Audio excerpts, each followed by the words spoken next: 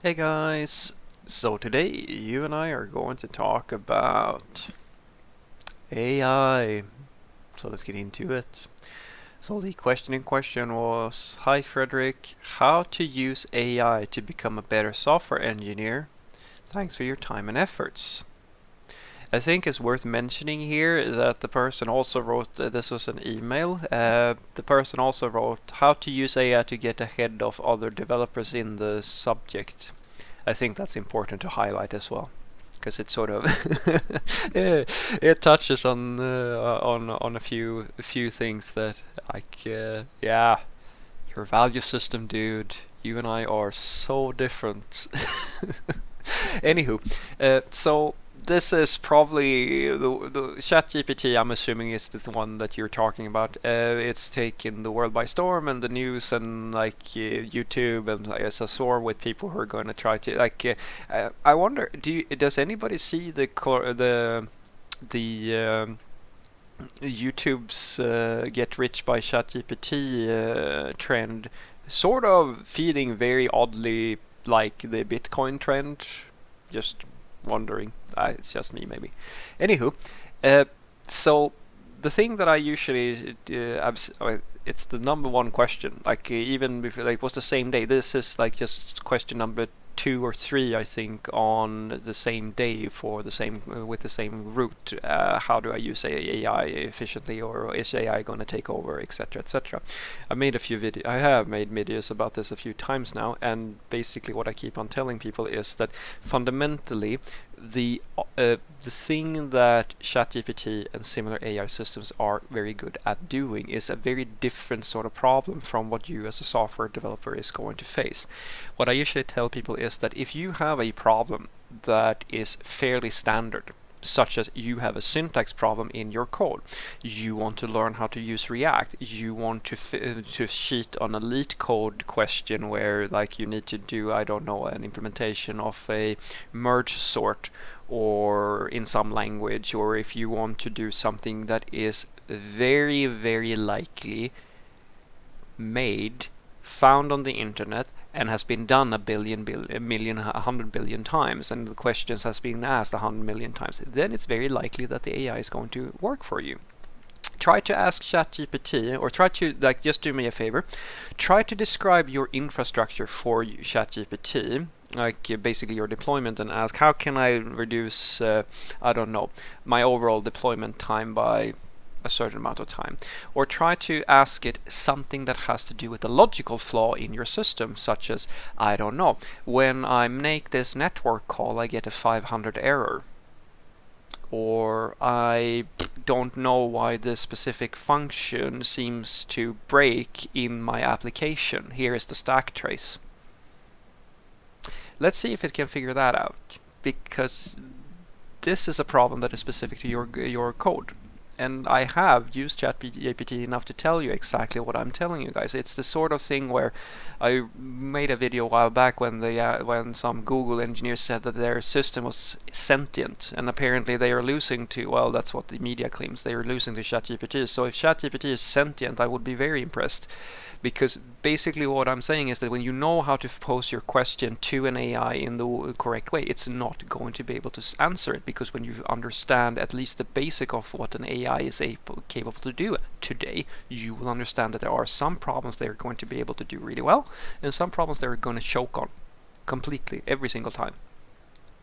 It's the same. It's the same.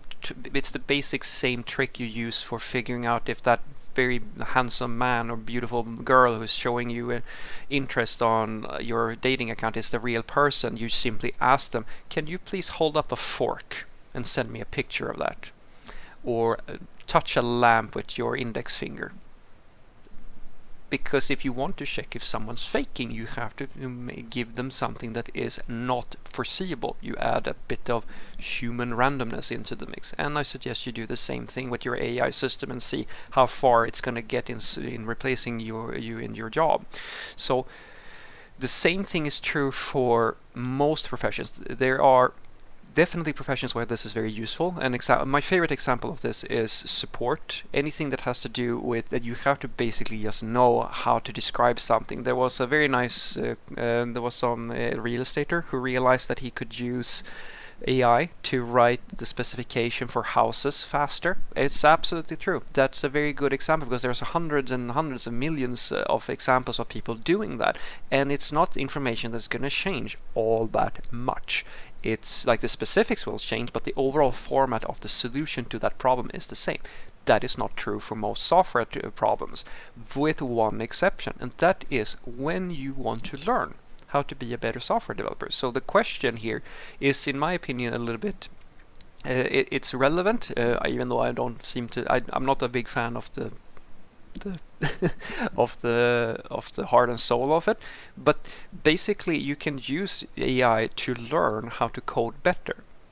If you're just trying to become a better software developer, it's very unlikely that you're going to be able to use it in some way, because even today, like, they have examples of AIs winning programming contests, and the people who don't read the whole article don't realize that the reason why it wins is because the person who is doing the coding is a professor in computer science, and they're telling the AI how to write the program. They're not writing the code for the AI. The AI is writing the code, but the AI has to get all the specifications, and you have to. It's basically, you're basically telling it. You're acting as the AI's unit test. You are telling it, this is right, this is wrong, this is what I need. You're putting specifications and adding information to the AI. It's not going to be able to derive it from somewhere else, which is incidentally what I've said in quite a few videos by now, guys, where no human can go to one of these systems without a technical understanding and just say, hey, build me this feature and set it up in our infrastructure, like in our application ecosystem that I work in. They're not able to do that, and they're not going to be able to do that for a very, very long time. Because, as I said, there's a big difference in training an AI on, as I said, a big data set of standard problems and having it do very, very cool, very amazing things with that, and having them figure out a case-by-case situation. The differences between that is enormous. So I suggest that if you want to leverage AI, try to understand that it's probably better for you to use it as a learning buddy. That's the way that that's the concrete way which you can use it for. You can use it to basically rubber duck. Think of it as a more efficient, well, depending on how you do it, of course, a different way, an alternative to Stack Overflow, an alternative to taking guides and things like that, to see if the AI can help you figure out what's wrong with your code, or if it can give you suggestions on how to progress and things like that. I think that is a very strong use case for using systems like this.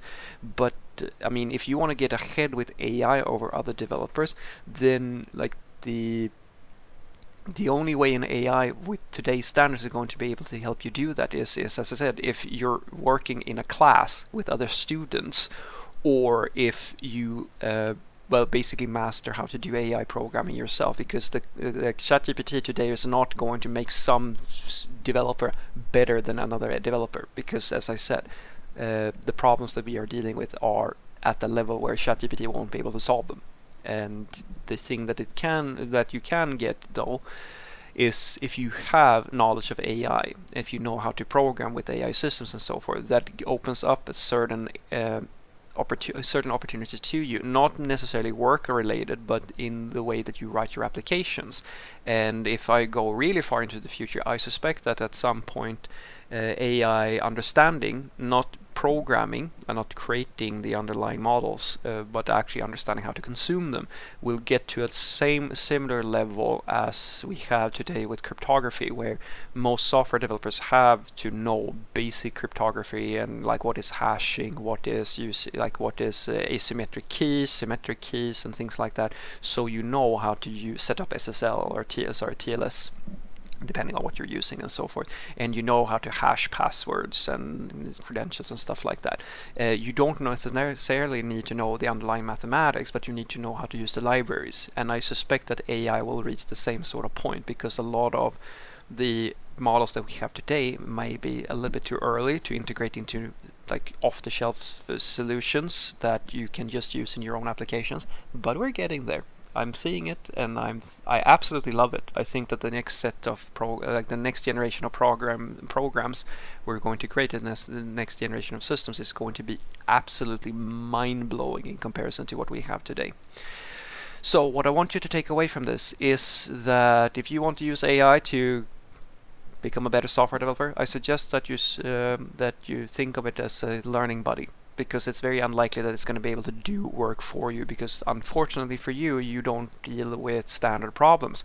If you work in support, or if you work at writing articles, or you write children's stories, or you write specifications for different the real estate or something like that, or if you're an influencer, by the by, if you want to just have a really active Twitter profile and stuff like that, news, anything like that, ChatGPT and AI are going to help you, because there's so much data on that, and most of the stuff that you see is just derivatives of other things. You don't deal with necessarily with very specific and unique problems to a given environment.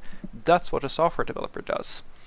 And so the best solution, or the best suggestion I can give you, is to use it as a learning tool, because most of the time you might get stuck, or if you're trying to figure out how to use a specific coding language or so forth, it's going to be able to help you out. It's very unlikely that just you learning how to use ChatGPT is going to give you a leg up over other software developers. You're much better off in that situation to just continue and stay the normal course that I've suggested to you, to tinker with projects, continuously learning and trying to increase the range of things that you understand, until you understand the whole delivery process of software development. And for those of you who want to sort of peer into the future, I suggest that you take a look at basic AI programming, how it works, and how you train these sort of models, because it's very likely, I suspect at the very least, apart from it being extremely cool and extremely interesting, and the biggest thing that I think is going to happen in the future, at least in the computer world for now, until we can literally manifest things from the digital world in the physical world with VR and so forth, which is also pretty cool. But AI, I'm a little bit more AI oriented.